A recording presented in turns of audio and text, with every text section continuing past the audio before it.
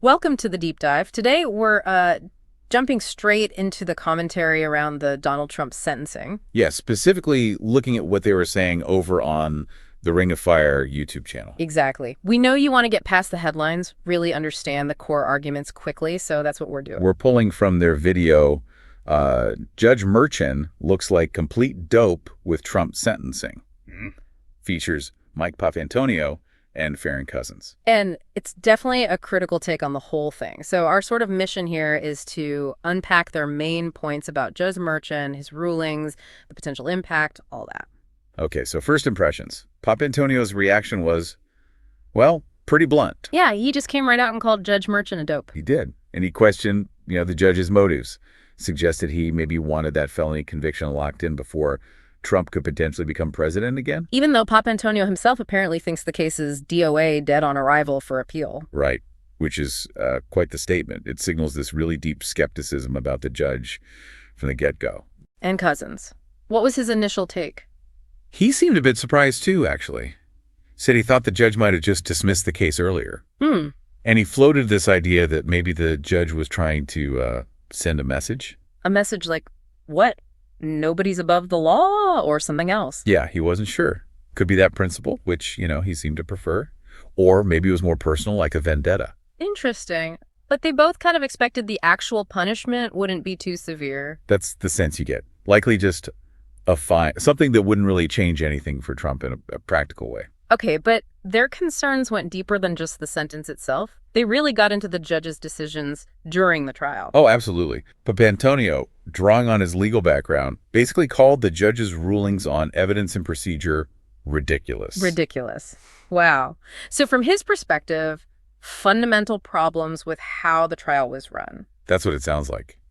Suggesting other judges would look at those decisions and find them, well, questionable.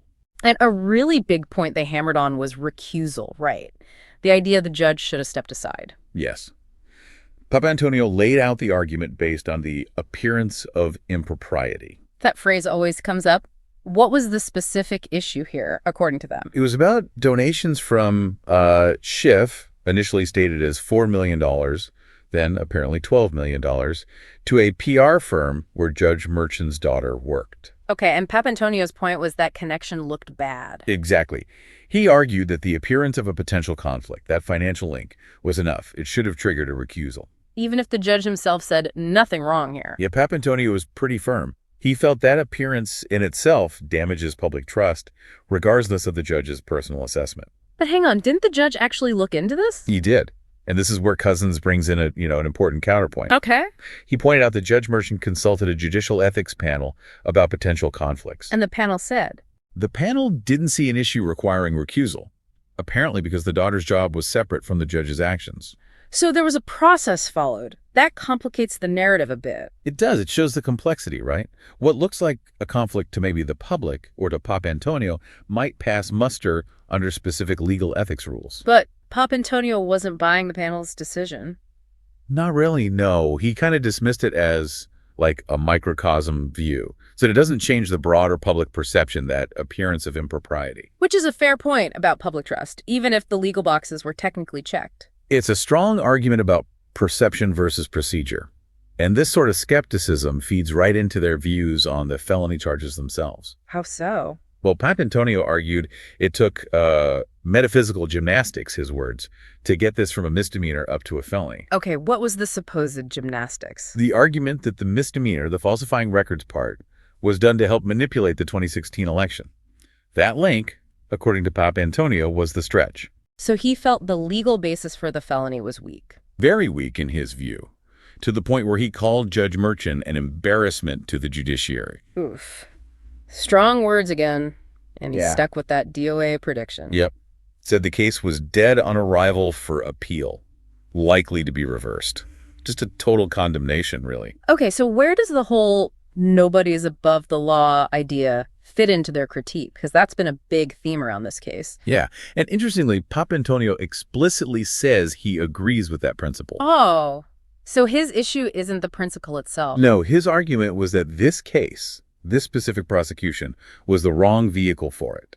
He felt there were, quote, a lot better cases involving Trump they could have used to make that point. Implying this one was maybe too legally shaky or politically charged? That seems to be the implication. It raises questions about, prosecutorial choices. Why this case? And did Cousins add to that? He did. He brought up another case, I think involving fraud, that another prosecutor, Bragg, reportedly didn't pursue criminally. But Letitia James went after it civilly. Exactly. So Cousins used that as an example, perhaps suggesting other, maybe stronger legal avenues existed against Trump that weren't taken or were taken differently. Okay, another big piece of their discussion was Trump's lawyers. They weren't impressed. Not at all. Cousins was particularly scathing.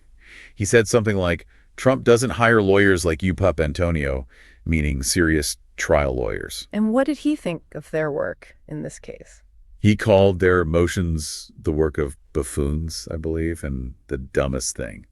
Just completely dismissive of their legal strategy and execution. So in their view, the defense was also lacking. Hugely lacking, according to Cousins. He even suggested that the poor quality of the defense could make an appeal harder. Wait, how so? If the case was weak, wouldn't bad defense not matter as much? His point seemed to be that if the defense didn't make the right arguments or objections properly during the trial, it limits what grounds they have to appeal on later. You have to preserve those issues. Ah, okay. Got it. Procedural stuff. Exactly. And Papantonio agreed the defense was ridiculous. But for him, it always seemed to come back to the judge's actions being the primary problem. So, fault on both sides of the aisle, so to speak. Bad prosecution, bad defense. Or rather, a criticized judge in prosecution and a criticized defense team.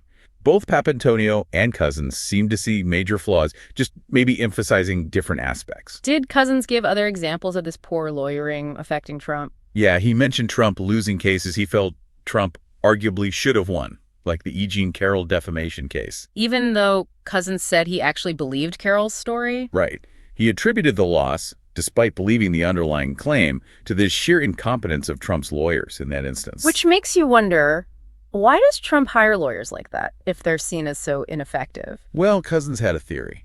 He speculated maybe Trump likes lawyers who are combative in the media, even if their legal skills aren't top tier. Performers, almost. Perhaps. Or maybe just not real seasoned trial lawyers. Cousins called them deplorable, I think, but suggested maybe Trump liked how they operated publicly.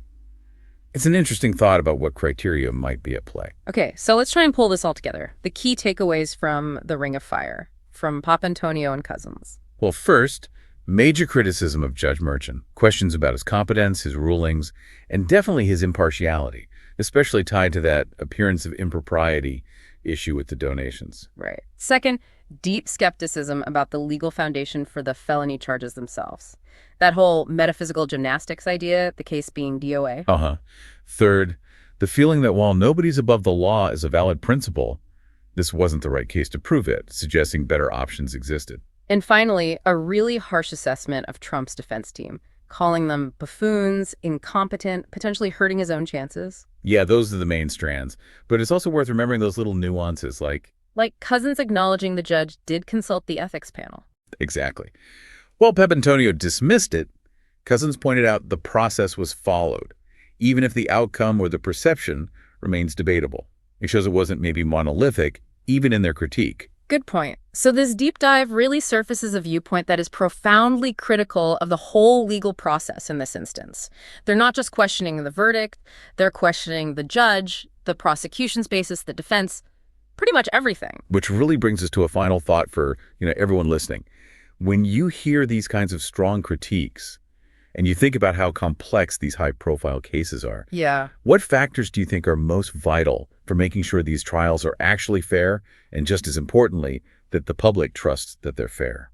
And what does commentary like this level of criticism about the intersection of law and politics, suggest about the bigger picture, about the health of those institutions? Definitely gives you a lot to